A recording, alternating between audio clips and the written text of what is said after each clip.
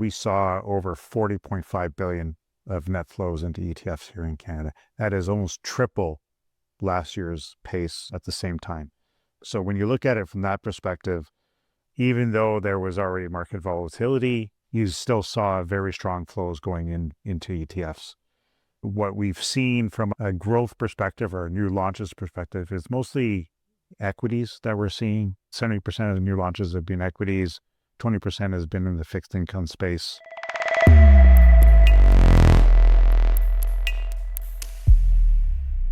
Welcome back. I'm Pierre Daly, and this is Insiders Capital. Joining us this episode is ETF industry expert Ron Landry. Ron is Vice President, Head of Segment Solutions and Canadian ETF Services at CIBC Mellon. This is the Insiders Capital podcast. The views and opinions expressed in this broadcast are those of the individual guests and do not necessarily reflect the official policy or position of AdvisorAnalyst.com or of our guests. This broadcast is meant to be for informational purposes only. Nothing discussed in this broadcast is intended to be considered as advice. Ron, welcome. It's great to have you on the show. It's great to see you again. Thanks, Pierre. Glad to be here. Appreciate the time, and I'm looking forward to our conversation. Absolutely. Ron, to kick things off, tell us about your career. For those of us who don't know you, your role at CIBC Mellon, and what's got you excited for 2025? It's hard to believe I've been in the financial industry for 30 years now, 30 plus years. Started out my career in fund accounting back at Altamira, one of the largest direct no-load asset managers when they were still around. Worked my career through there, did fund accounting, corporate finance, compliance, and then moved on to a startup where we did back office for investment funds, hedge funds, doing fund accounting and record keeping. I was their EVP, Chief Operating Officer, and then my last 2 years there, I was the president before we got acquired by CIBC Mellon. I've been with CIBC Mellon since 2009, a bunch of roles while I've been there. And currently I am responsible for segment and product solutioning, and I'm also the head of our Canadian ETF servicing business at CIBC Mellon. What really has me excited for 2025 is the continued innovation of the Canadian marketplace here around ETFs. Both our clients and other issuers are always finding ways to bring innovative products to market that meet the needs of investors at the particular point in time. Very good at finding thematic or interesting trends that are pushing the envelope in allowing investors to get access to maybe products or asset classes that would be very difficult for them to do individually. You mentioned that in the earlier part of your career, you were in fund accounting. I think on the outside, it might sound like not the most exciting kind of work, or the kind of work that most people don't want to do, right? But it put you, but not to make light of it, but it put you right squarely in the middle of the industry in terms of the kind of knowledge and insight that you were able to learn and pick up and cultivate. I just don't want it to be something that our listeners underestimate, in terms of where you've squarely been involved in the industry and what view that gives you of what's happening in the business. Ron, we're transitioning into what appears to be a new regime. Maybe that's very obvious. Changes that have taken place in the markets, in the bond market, and equity markets have been volatile. We have a new administration that is really churning things up.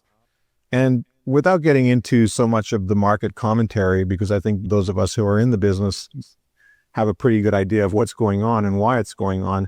But have you seen any like the first quarter of this year was very strong.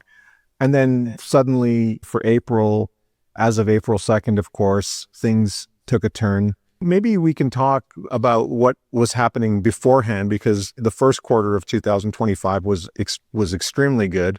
Were there any interesting or notable developments that you saw in ETF flows or in ETF issuance that might indicate how investors were reacting or adapting before the end of the first quarter? And are there any insights that you might have about what's happening post? Let's first talk about a review of the... Yeah, sure. And up until, this will be the end of the first week of April, so April 4th, we saw over 40.5 billion of net flows into ETFs here in Canada. That is almost triple last year's pace at the same time. So when you look at it from that perspective, even though there was already market volatility creeping into even throughout March, you still saw very strong flows going into ETFs. What we've seen from a growth perspective or a new launches perspective is mostly equities that we're seeing. About 70% of the new launches have been equities, 20% has been in the fixed income space. The amount of flows since the new administration, so since January 20th, has been $32.9 billion in assets. So people are still investing into ETFs. From a flow perspective, we've seen global equities and U.S. equities do fairly well. Now, what that will look like post-March, it will be interesting, but we did see a pullback on Canadian equities. So it looked like people were looking to broaden their horizons and invest in more global equities, but still very strong flows in the money market, high interest saving accounts, and high yield products. And that may be something related to market volatility, desire to get yield, maybe a reason for that. But when you look year over year, there seems to be a little more emphasis in those type of products. Yeah, I think there was a view on how the new administration would change policy. And in the beginning of the year, there was a very positive view on that. There was markets hitting new all-time highs. Yeah. So for equity investors, it was a terrific year and even a terrific quarter leading up to where things obviously started to change in another direction in terms of policy making. So there's this weird mix of uncertainty where the market is climbing this wall of worry. There's this optimism. There was some FOMO in there. There's all these things happening all at the same time simultaneously. Yeah. We've got this mixed bag of sentiment, which was really driving things right up until April 2nd. And there's obviously been a lot more volatility as well. So we know what happened now. We know there was very strong flows into equities. Yeah. There was some mixed feelings about fixed income, and understandably because yields were fluctuating to the upside because of some inflation concerns.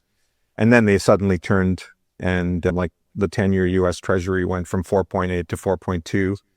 And it has been oscillating, but so it's understandable that some of the interest in fixed income, like I look back to some past conversations, and given where longer term bond yields were in January, it was very hard. I think it would have been very hard for advisors or investors alike, whether they're advised or not advised, to say, I think I'm going to buy some duration. I think I'm going to buy some longer term bonds for my portfolio, because those were the assets that were actually going down while equities were hitting new highs. Yep. And I don't disagree. I think it's going to be interesting what's occurred recently and what does that do for central banks and how do they manage the situation. Obviously, interest rates have been coming down as inflation has started to ease. Do these tariffs now increase inflation again? But if you raise interest rates, does that put more pressure on individuals and where they spend their money? And so it's going to be interesting how central banks deal with this uncertainty from a tariff and interest rate perspective, inflation. I think it's a sort of a perfect storm for a central bank to try to figure out what the best balance is in order to make sure the economy doesn't end up in a recession. Yeah, and the ETF market has made things very interesting. I think we talk about how, now is probably one of the best times or the best time to be an advisor. And that's because there's a solution for almost every problem out there. And new solutions keep coming on into the marketplace to help advisors and investors solve their investment dilemmas. What are some new and interesting ETF-wrapped solutions that you see coming to market or that have recently come to market, grabbing interest these days? Yeah, as we look at what's been launched so far this year and probably dovetailing into what was launched towards the end of last year, we're seeing an increase in single stock ETFs. I'm not sure if it's trying to combat the onslaught of CDRs that have come to market here in Canada with the CIBC and BMO, because those products have really taken hold in the marketplace and have actually grown quite well. And then you have BMO, who launched a huge family of SPDR-backed index products. And I think that was maybe an opportunity. BMO saw an opportunity where maybe SSGA wasn't looking to come into Canada as an issuer and partner with them to bring those products to market. So I would say an innovative way to bring a large U.S. Issuer their products to the Canadian marketplace without having that issuer actually come to Canada. That was all GIC sectors. It's interesting. It's one of those things where, currently there's nothing stopping a Canadian investor from buying those products on a U.S. exchange, but definitely wrapping it within the Canadian regulatory environment is probably going to gather some traction there as well. And there's tax considerations too, right? And for Canadian investors buying U.S. domiciled ETFs versus the same ETFs domiciled in Canada, it's far more advantageous for Canadian advisors and investors to get into the Canadian listed ETFs.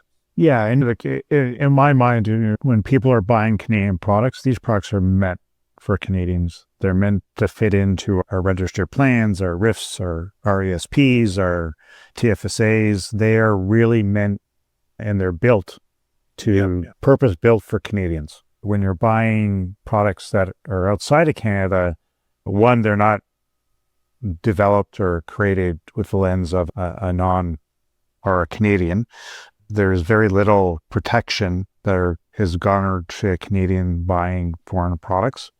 The reason why we have a regulatory regime that allows for point of sale and material disclosures that are specific for Canadians, these products are meant to be held within our registered type products, is really to protect investors. And the reason why these products are coming to Canada in a Canadian wrapper is to really satisfy the Canadian need. It's been interesting to see what's happening in the U.S., where we've seen a lot of issuance of 2x and 3x exposures to individual stocks, which are highly speculative. But in Canada, what's been interesting is that the innovation is more on the side of how can you want to own a particular stock in your portfolio. How can you make that experience better? Not more speculative, but a lot of what we're seeing in terms of issuance of new ETFs, of offerings of new ETFs, is single stock with covered call overlay. Yep. Add some yield. Yeah. They're definitely, this is what I like about the Canadian marketplace. The issuers are always looking at how to bring products that is fitting a gap that, whether we know it or not, it is a gap, and they're very good at bringing innovative products that are going to fill that gap, and maybe, just add another tool to somebody's ability to make a stronger, more robust portfolio and investments. Yeah, absolutely. Were there any new ETFs that came into the market that you thought were extraordinary or very interesting, or you took pause and thought, that's interesting, that's really neat? Was there anything like that for you? Not for me. No, I don't think so. Obviously, there's a lot of interest with crypto again, with the current administration really strong on crypto products, digital assets. We definitely saw a significant increase in issuers looking at what other coins they could bring to market.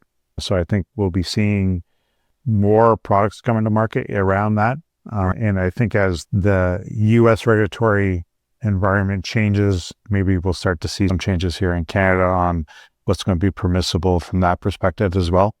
There's very strict rules on what products can hold crypto and how they can be structured and whether the mechanism for them to be green lighted. So we'll see if some of those changes come through in the coming months and years. Yeah. And Ron, is there anything that you're seeing in terms of new ETFs or existing long-running ETFs that are getting increased bandwidth right now or increased interest from investors? I think cover calls for the last, I want to call it, we're on a 2-year run right now, have really picked up.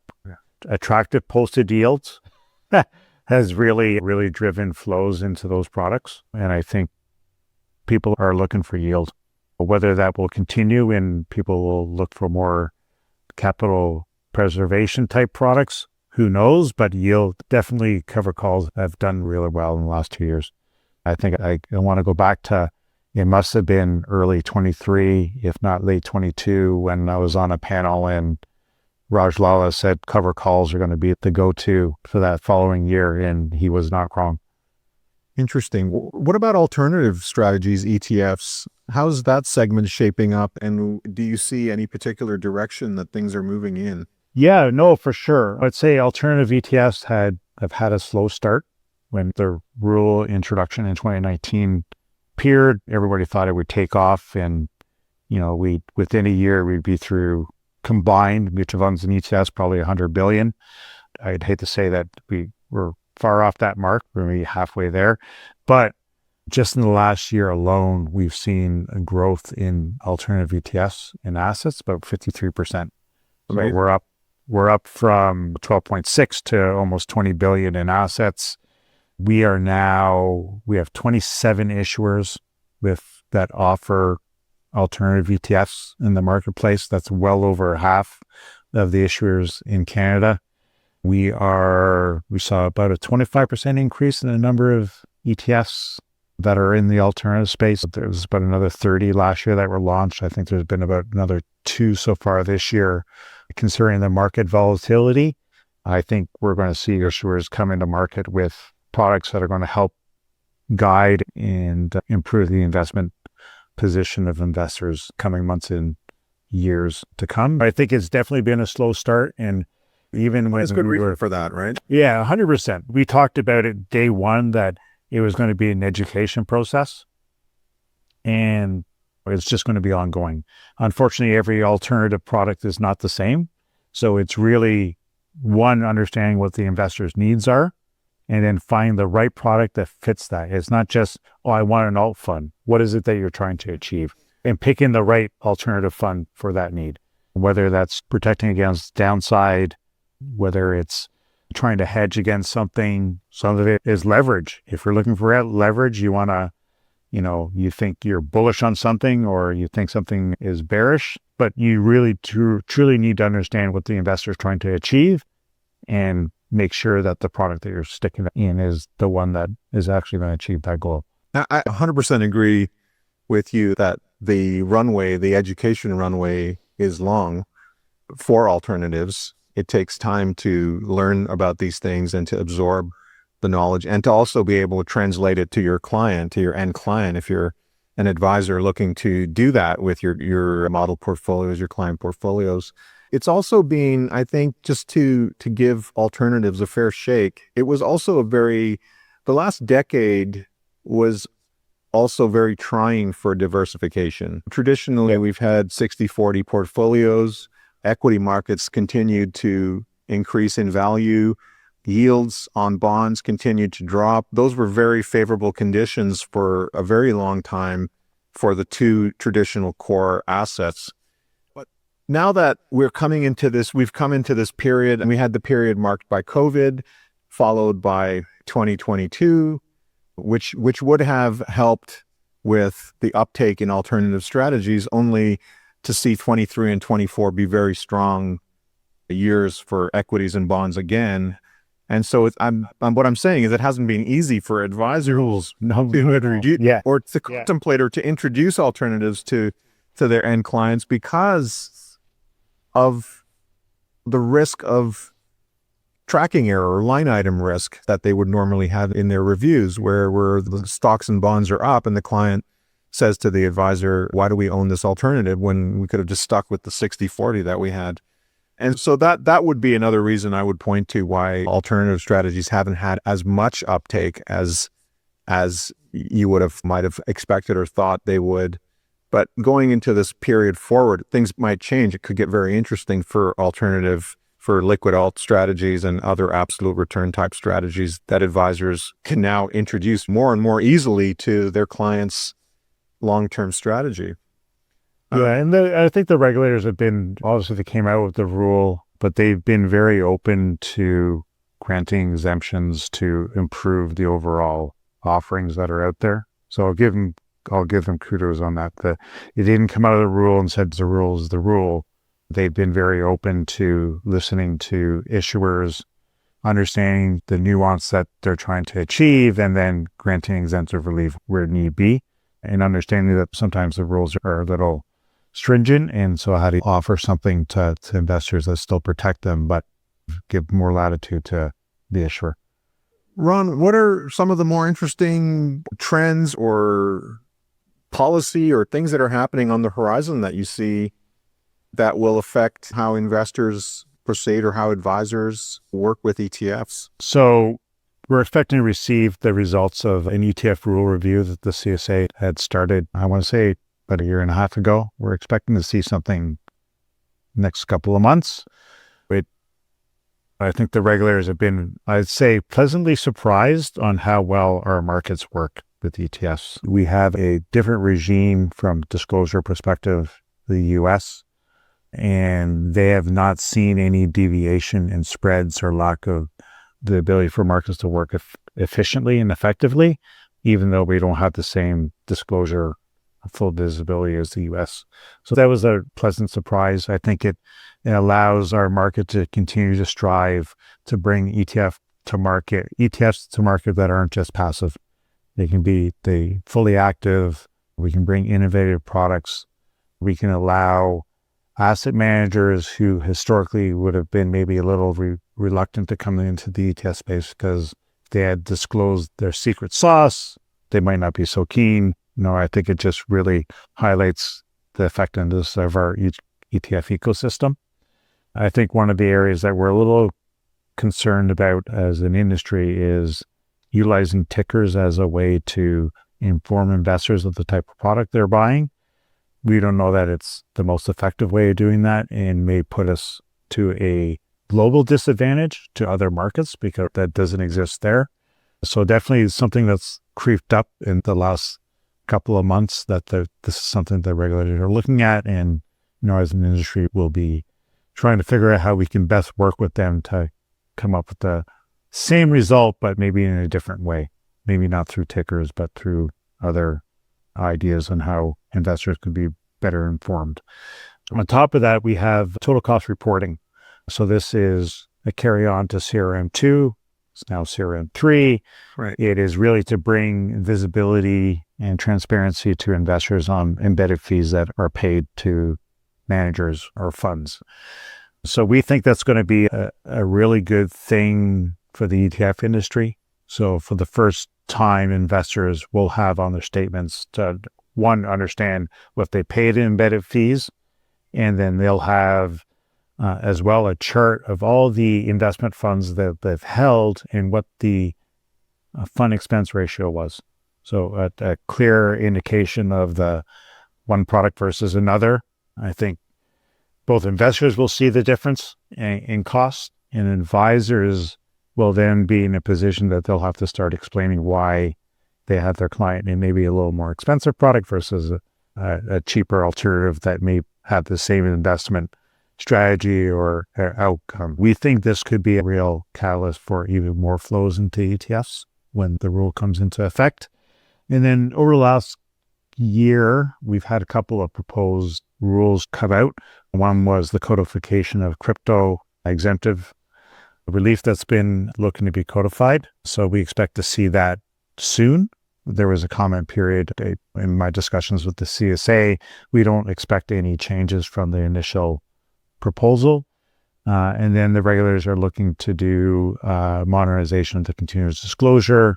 What we'll see is the mutual or MRFP going away and a new fund report coming to market. It's supposed to be more user-friendly, uses behavioral science type logic in why it's displayed the way it is. It's supposed to be more condensed. There's been lots of comments that have gone back to the regulators. So we'll see how they react to the comments that have gone back. And then when I look at the ETF industry overall, I think the Canadian industry is strong and is continuing to grow. We see issuers coming to market. We see more product coming to market. Flows are strong. Just 10 short years ago, we were 6% of the investment fund industry, and now we're at 20. And if you actually looked at the assets that are held outside of Canada in foreign ETFs, if they actually came back to Canada, ETFs would be almost 25% of the investment fund industry. So we expect that number to continue to grow. And who knows, maybe in the next 10 years will be 50+% of the market. So I think the ETF industry here in Canada has a bright road ahead of it, and it's definitely not stalling in any way.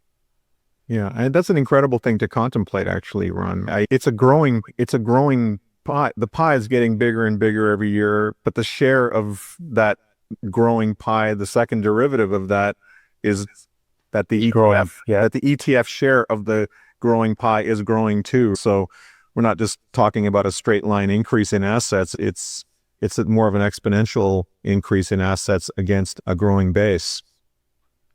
Yeah, and I think when I look at the investment landscape, asset managers, issuers, their goal really should be to bring products that are going to meet specific investment objectives, and that's their core, strategy or whatever that is. The type of vehicle it comes in, whether it's a mutual fund, whether it's the ETF, whether it's a mutual fund with ETF series or ETF with mutual fund series, for me, that's just the way that the investor is going to buy and what they're comfortable with, or the advisor is comfortable with. I think we're going to start to see a lot more products that are mutual funds that are adding ETF series or ETFs that are just to make sure that they're hitting all the distribution channels that are out there. That doesn't mean that every product is right for an ETF. If it does, I think that's an excellent way to increase the scale and reach that an investor or an issuer has in reaching investors. I want to say we've had numerous conversations with some of the leading US-based ETF analysts, and what was revealed in some of those conversations would be very interesting, I think, to Canadians, and that's that although the US ETF market is substantially larger for obvious reasons, it's a much bigger market, it's a much bigger economy. It was Canadians. We always have this reminder conversation. It was Canadians who innovated the ETF in the first place. But it doesn't just stop at the initial innovation of the ETF. It continues. Like, we were the first. It was our market where the first bond ETFs were issued. It was our market. You can go up to the most recent. If you want to talk about crypto, we were the first market in which a crypto ETF, a spot crypto ETF, was introduced. Yeah. And so while the US may have what appears to be a lot more options at times, we are actually, the Canadian market, the Canadian ETF industry is actually the innovator, the key innovator. And very often what came from those conversations was that US ETF companies were looking at what we were doing in Canada as an industry, the ETF industry was doing in Canada, to see what ideas they could get that they could grab from our activities, that they could replicate on their side. But we've always been ahead of the curve. So I just want to point that out, because I think if there's an urge at times, this pre-existing urge to get into US listed ETFs, you should actually take a look at what Canadian domiciled ETFs are offering. Yeah, and I'd say, Pierre, I think we probably have I think we're so innovative because of the regulatory environment we're in. I think most jurisdictions actually have different rules for ETFs and mutual funds. Our regulators have been great in the sense that they were able to incorporate both mutual funds and ETFs within 81102. It's allowed for innovation to be spurred within our investment fund industry, and that's been great. I think if we had a separate rule for ETFs, I don't know that we'd be as innovative as we are. And I think as long as our regulatory partners continue to be collaborative with us, see the value in having a single rule when it comes to governing investment funds, I think we will continue to lead the globe in the innovation that's going to come to market. Ron, thank you so much for that comprehensive overview. Thanks, Pierre.